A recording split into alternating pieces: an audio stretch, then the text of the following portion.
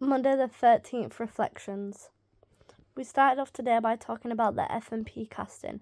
So first we spoke about what songs were in it and what were like group songs, what were full company numbers and what were solos. And then we found out the casting. Then we did a warm-up, so we played musical statues. This was like the original game, but you had to, when the music stopped, properly pose in a statue position. And then we did a bit of rotation and stretching. After that, we talked about circles of attention. So first circle, which is to yourself. Second circle, which is like me talking to someone. And then third circle is talking to the whole world. So we did this exercise where we believed we had a secret. And it could either be shameful or it could be wonderful. And we had to keep it to ourselves. And then we did it where we walked around and we did it like more open about it. So the first one, when we had the secret, that was to ourselves. We kept it in our first circle. Then we went on to do a second circle. So our circumstance for this was you know something about someone else in the room. It could either be good or bad. And you don't want them to know you're watching them, but also your focus is on them. So this one was quite good, as I feel like I did like it was not a good thing to know. And I was like giving dirty looks, and I felt like my body, the more I looked at them, the more I started to believe they did something bad. Then we had to think of something that was much bigger than just us, and we had to walk around thinking about that. So then we did a bit of scene work with circle of attention, and we had to be in a waiting room. So person A, they were focused on their health. It could either be good or bad, and they were first circle. Then person B knew person A from somewhere, but they could either be happy or not happy about it, and they were circle C. They were second circle. Then person C, they were thinking about the state of health service and like those in the room, and they were either happy or not happy about it, and that was third circle.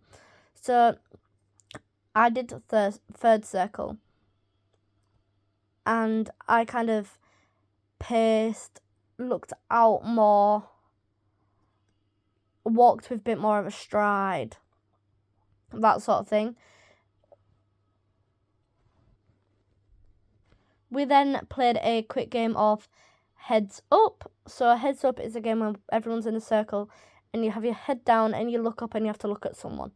If they are looking at you back, you have to scream and sit down.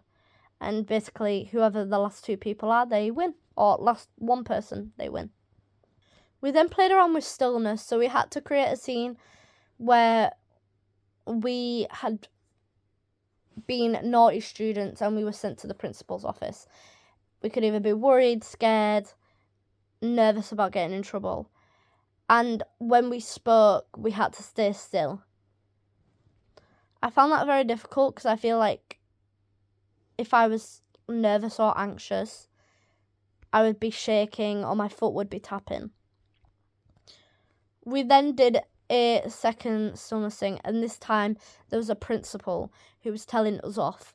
So they were interrogating us. So we had to stay still, and the principal was allowed to move, but had to stop when we spoke, when the students spoke. So this time it felt like it added more power, because the principal could be walking over and then you start talking and they just stand still staring at you. Like, I feel like that shows a lot of power, but also it shows how small the students are. After break, we did our usual vocal warm-up where we lay on the floor, we do we'd breathe in for 4, hold for 4, let out for 4, let out for 8, let out for 12, let out for 16, let out for 20. So we did that.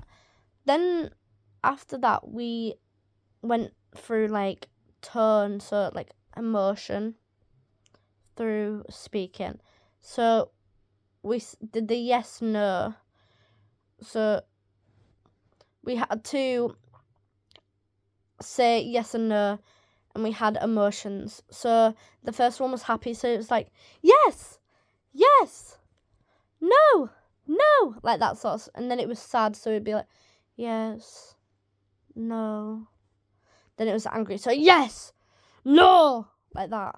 Like, so we kept on, so we did disgusted, scared, surprised, bored, excited, exhausted. So we did those emotions and just went back and forth saying yes, no. We then went back to the game of move the chair, keep the chair where it is. So one person wanted, one person cannot sit on the chair and one person could not lift the chair. So we had to find ways of like not letting them. I found this really difficult because it was more of a you cannot sit on it as you are trying to sit on it and the other person's stopping you.